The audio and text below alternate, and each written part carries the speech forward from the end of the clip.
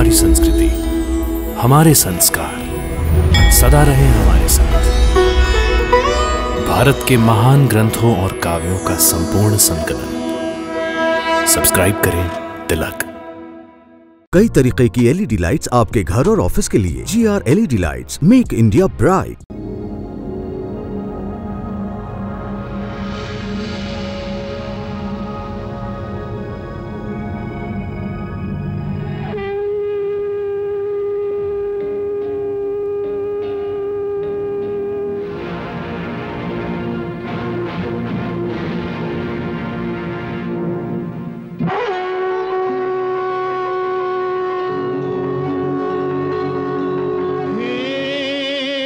गंगा मैया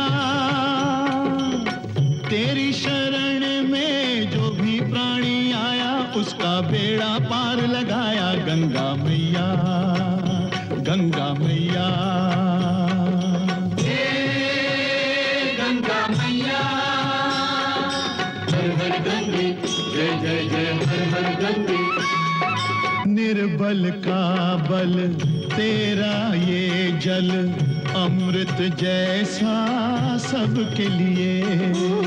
इसमें नहा के तन निर्मल हो, मन पावन हो जो इसको पिए। डूबे कभी ना उस प्राणी की नैया, जिसकी तू बन जाए खिवैया। गंगा मैया तेरी जय हो जय हो जय हो। गंगा मैया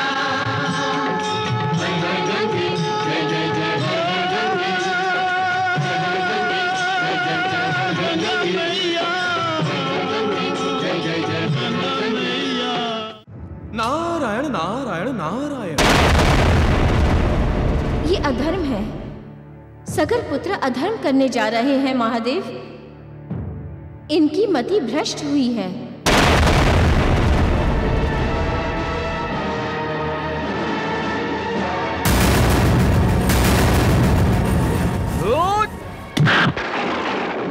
मैया, सगर पुत्रों का ये दुस्साहस देखकर तो मैं भी भयग्रस्त हो गया हूं। नारायण नारायण। ये ऋषि नहीं, पर्वत से टूटा हुआ कोई टुकड़ा है जो गदा का प्रहार सहन कर रहा है। तो फिर इस पत्थर को उठाकर फेंक देते हैं।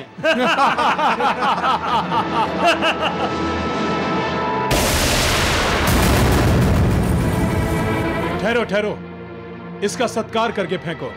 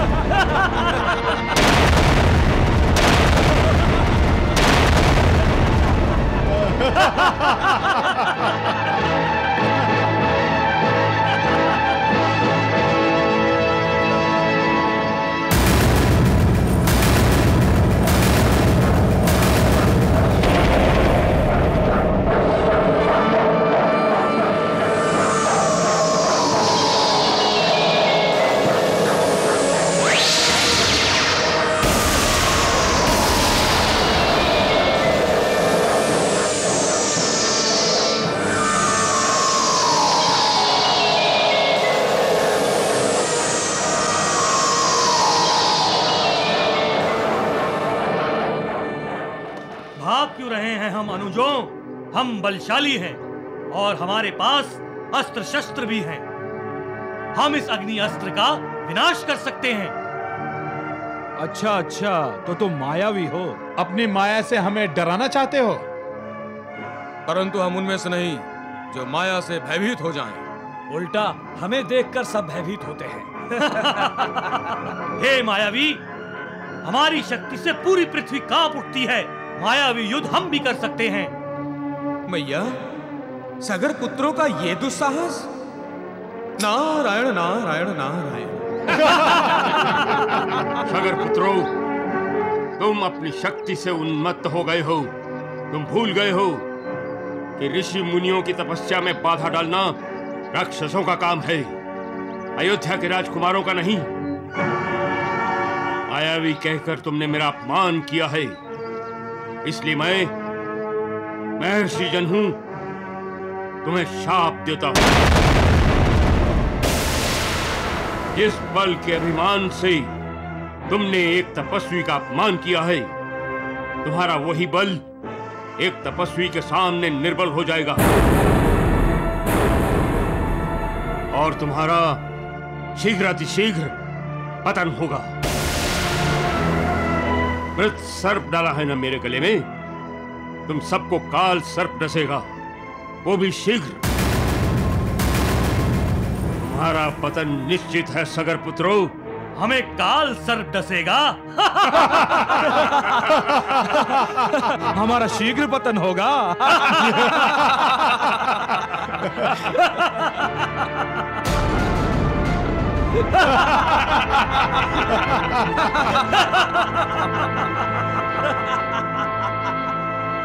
तुम सबका पतन होने के पश्चात यदि गंगा मैया भी तुम सबों का उद्धार करने के लिए यहां पृथ्वी लोक पर अवतरित हुई, तो भी मैं अपने तप सामर्थ्य से और योग सामर्थ्य से गंगा मैया को प्रतिबंध करूंगा, परंतु तुम्हारा उद्धार होने नहीं दूंगा।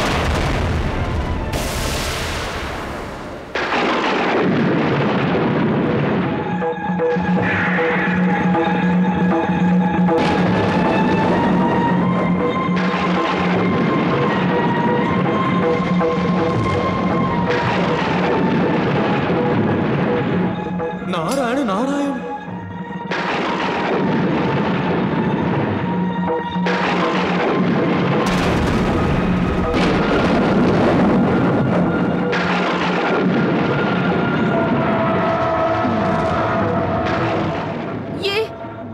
ये अचानक क्या हो रहा है?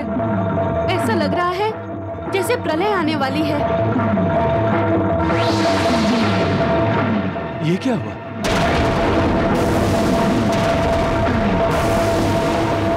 ये तो अपशगुन है। ये तो शुभ शगुन है महारानी।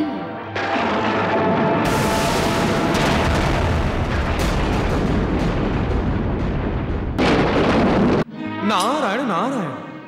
मैया, होने वाले अनर्थ की आहट अयोध्या को भी लगी है, सभी भयभीत हैं, परंतु सागर पुत्र क्या कर रहे हैं मैया? उन्हें इस अनर्थ की आहट नहीं लगी?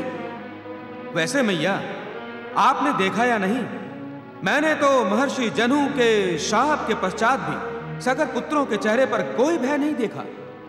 देवऋषि, सागर पुत्र जो भी अपमान, जो भी हत्याएं कर रहे हैं, वो जानबूझकर कर रहे हैं। नारायण नारायण नारायण। हाँ देवऋषि, उन्हें अपने पूर्व जन्म का स्मरण नहीं है, परंतु पूर्व जन्म के संस्कारों का प्रभाव है उन पर। वो जानते हैं कि उन्हें मुक्ति प्राप्त करनी है तो जन्म जन्मांतर के चक्र से होकर ही जाना होगा, और उसके लिए मृत्यु आवश्यक है। वह मृत्यु के लिए ही हर किसी से बिना बात टकरा रहे हैं, युद्ध कर रहे हैं। महर्षि जनहू का अपमान भी इसी उद्देश्य से किया उन्होंने, क्योंकि उन्हें शीघ्र ही मुक्ति चाहिए। नारायण नारायण नारायण। अब ज्ञात हुआ महादेव, सागर पुत्रों को काल सर्प डसने का श्राप भी क्यों भयभीत ना कर सका? क्यों मृत्यु का श्राप पाने पर भी सागर पुत्र गंभीर होने के स्थान पर आनंदित क्यों हो रहे थे? उन्हें लग रहा था कि उनकी मृत्यु का समय निकट आ रहा है। महादेवी, आपने सागर पुत्रों के हाव भाव तब नहीं देखे जब महर्षि जनहू ने देवी गंगा को प्रतिबंध करके उन सब का उद्धार न होने देने की शपथ ली थी। सब के सब बेचैन हो उठे थे। तो आप सब महर्षि जनहू के क्रोध के कारण बेचैन हैं। क्रोध करना, शाप देना, यही तो ऋषियों की तपस्या है।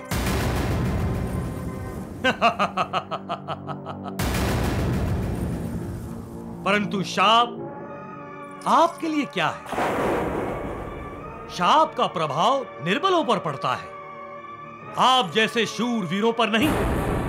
जो पराक्रमी होते हैं वो अपने पराक्रम से बड़े शाप को मिथ्या बना देते हैं।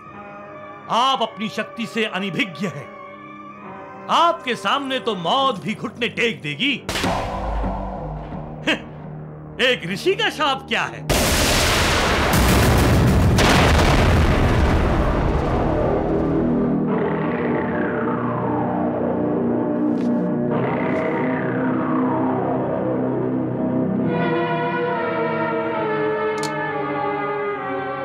ये लो यजुवेंद्र,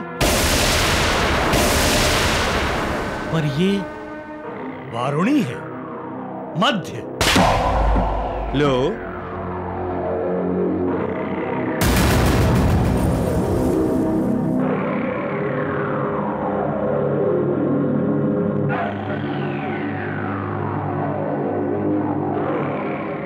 इसे प्राशन करने के उपरांत हमारा रक्त वारुण अर्थात एक अश्व की तरह शरीर में दौड़ने लगता है।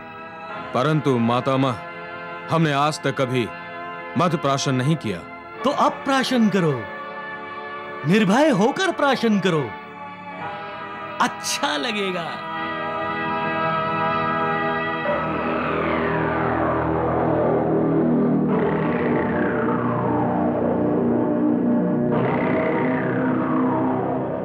कैसा प्रतीत हो रहा है? मुझे तो ऐसा प्रतीत हो रहा है जैसे मैं अश्व पर आरोहित हूं और अश्व तीव्र गति से भाग रहा है।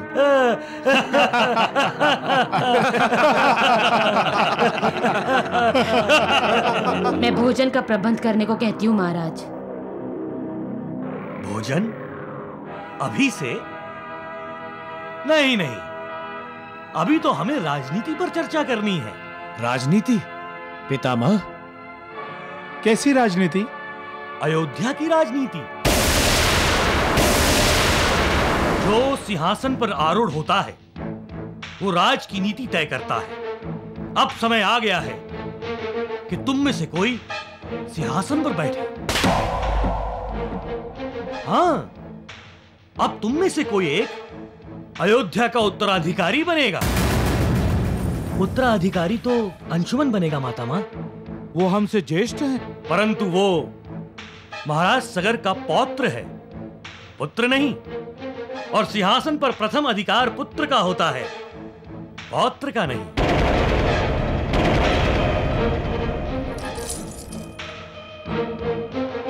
मैं तुम सबका मातामह हूं। तुम्हारी माता मेरी पुत्री थी, इसलिए मुझे सदा तुम सबकी चिंता बनी रहती है। हर समय तुम्हारे ही संदर्भ में सोचता रहता हूं, जो अन्य कोई नहीं सोचता। अंशुमन तुम्हारे ज्येष्ठ भ्राता असमंजस का पुत्र है। उसके माता पिता तो यही चाहेंगे ना कि उनका पुत्र राज सिंहासन पर विराजमान हो। मेरा कर्तव्य है इस समय तुम्हें सावधान करना, और तुम्हारी माता की इच्छा पूरी करना तुम्हारा धर्म है। सुमति की मनोकामना थी वो अपने पुत्र का राज्याभिषेक होते देखे। उसकी भी आयु ने उसका साथ नहीं दिया, परंतु उसकी आत्मा को प्रसन्नता तो तुम दोगे।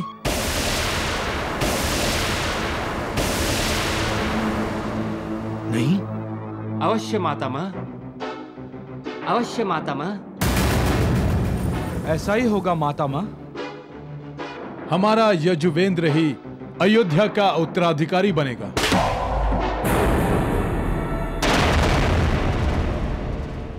नारायण नारायण। मैया, महाराज समस्तीपुर के मस्तिष्क में उपद्रव मचा हुआ है। अपने नातियों को उल्टी शिक्षा पढ़ाकर अयोध्या के राजवंश में कलह का बीज बो रहा है। देवऋषि, स्मरण होगा आपको, असमंजस ने उन्हें एक बार समझाया था कि जो दूसरों के लिए खड्डा खोदता है वो स्वयं उसी खड्डे में गिरता है। नारायण नारायण। महाराज गुणवर्धन को वो बात विस्मरण हुई है, अन्यथा वो अपनी महत्वाकांक्षा का स्वयं ही दमन कर देते। अब क्या होगा? जो विधाता ने सोच रखा है वही होगा देव ऋषि। नारायण नारायण। प्रणाम मातामह। प्रणाम मातामही। अब हम अयोध्या लौटने की आज्ञा चाहते हैं। महाराज सगर और महारानी केशनी को हमारा आशीर्वाद कहना।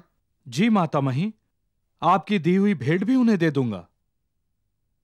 और मैंने जो राजनीति बताई है हम उसका पालन करेंगे मातामह। हम आपके पदचिन्हों पर ही चलेंगे मातामह। यजुवेंद्र ही अयोध्या का उत्तराधिकारी होगा मातामह, अंशुमन नहीं।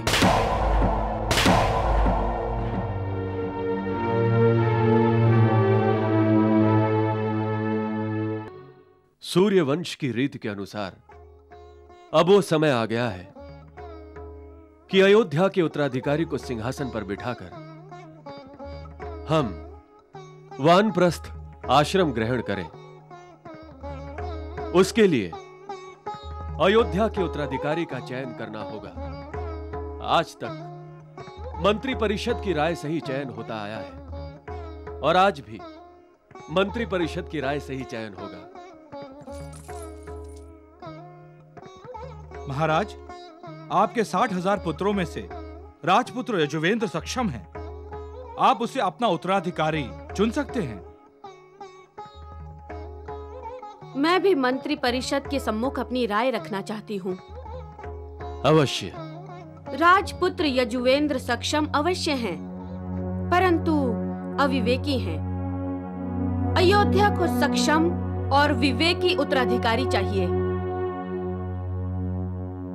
हमारे 60,000 पुत्रों में विवेक की कमी है, परंतु हमारे पौत्र अंशुमन में विवेक है और वो सक्षम भी है। वो विवेकशील के साथ साथ शौर्यशील भी है और क्षमाशील भी। वो राज सिंहासन के लिए सर्वगुण संपन्न है। उत्तराधिकारी के लिए अंशुमन ही है और अंशुमन के सिवा कोई नहीं।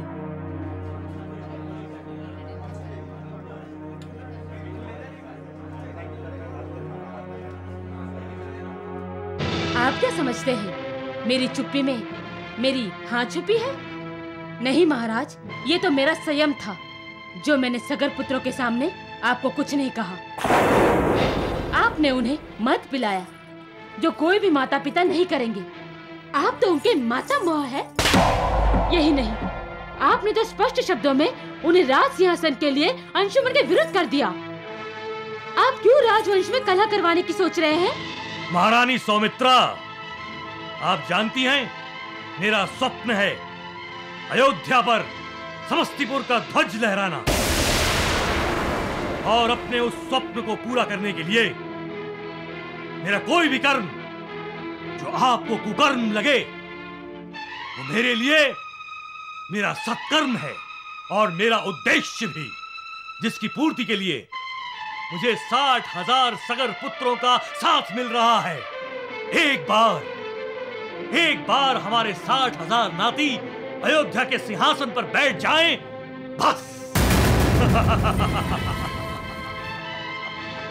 मैं उन्हें ऐसा मार्ग दिखाऊंगा कि वो आपस में ही झगड़ेंगे, लड़ेंगे और लड़ते लड़ते मर जाएंगे। और मैं अयोध्या के राज सिंहासन पर ये महाराज गुणवर्धन विराजमान होगा।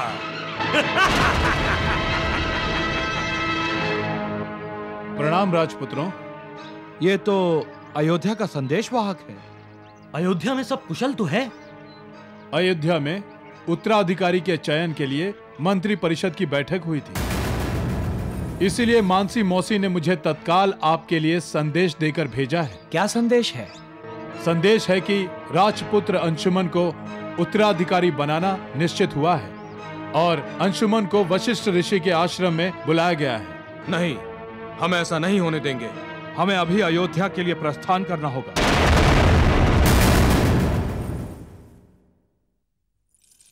प्रणाम पितामह। आयुष्मान भव।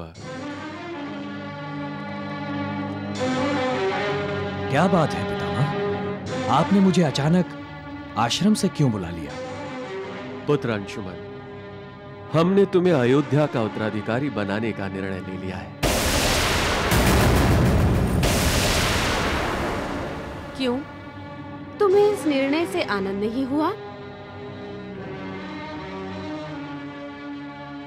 नहीं पितामही, उत्तराधिकार मेरा नहीं, यजुवेंद्र का है, और मैं यजुवेंद्र का अधिकार छीनना नहीं चाहता। सिंहासन पर बैठने वाला न्यायप्रिय होना चाहिए पितामही। मेरा उत्तराधिकारी बनकर सिंहासन पर बैठना यजुवेंद्र पर अन्याय होगा।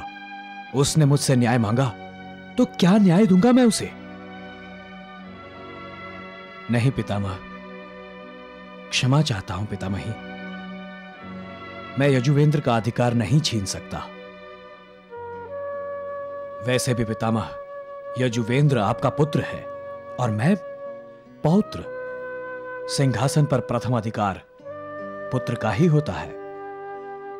यजुवेंद्र को ही उत्तराधिकारी बनाइए।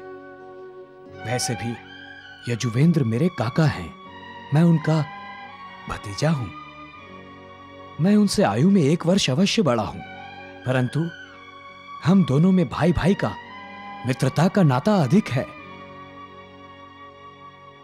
मैं उस नाते पर विश्वासघात का कलंक नहीं लगा सकता पितामह। परंतु पुत्र, यजुवेंद्र तुम्हारी तरह विवेकशील नहीं है। यदि वो कोई निर्णय अविवेक से लेता है पितामही, तो मंत्रिपरिषद है उसके निर्णय का विरोध करने के लिए, और फिर मैं भी तो हूं उसकी सहायता के लिए। आप विश्वास रखिए, वो कोई भी अविवेकी निर्णय नहीं लेगा। एक और भी बात है पितामह, आपके इस निर्णय से यजुवेंद्र और उसके भाइयों के मन में मेरे प्रति कटुता निर्माण हो सकती है, जो हम में शत्रुता को जन्म दे सकती है। मैं अपने काका, अपने भाई, अपने मित्र खो दूंगा पितामह, जो मैं कभी नहीं चाहता। मुझे ऐसा सिंहासन नहीं चाहिए। मुझे उत्तराधिकारी नहीं बनना पितामही।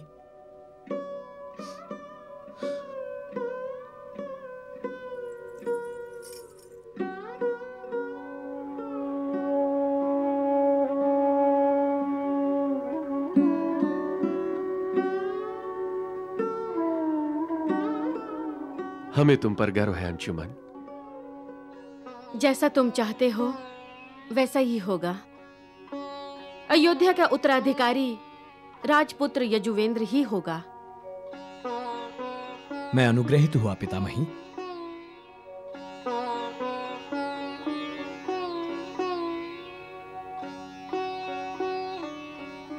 नारायण नारायण, मैया ये कैसी विडंबना है। वो ही राज सिंहासन है जिसे पाने के लिए महाराज गुरुवर्धन मानवता की हत्या करने को तैयार है, और अंशुमन उसे अपनी इच्छा से त्याग रहा है। देवऋषि, अयोध्या का राज सिंहासन इतिहास त्याग से भरा पड़ा है। सूर्यवंशी कुल की यही तो महती है। साक्षात सूर्यदेव अंशुमन के रूप में सूर्यवंशी कुल में जन्मे हैं। सारे पृथ्वीलोक को प्रकाश देने वाले सूर्यदेव यजुवेंद्र को अपने प्रकाश से वंचित कैसे रख सकते हैं? नारायण नारायण।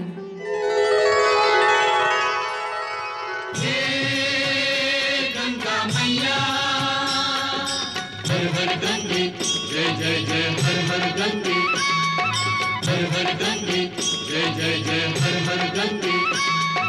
जय हो जय हो जय हो गंगा मैया।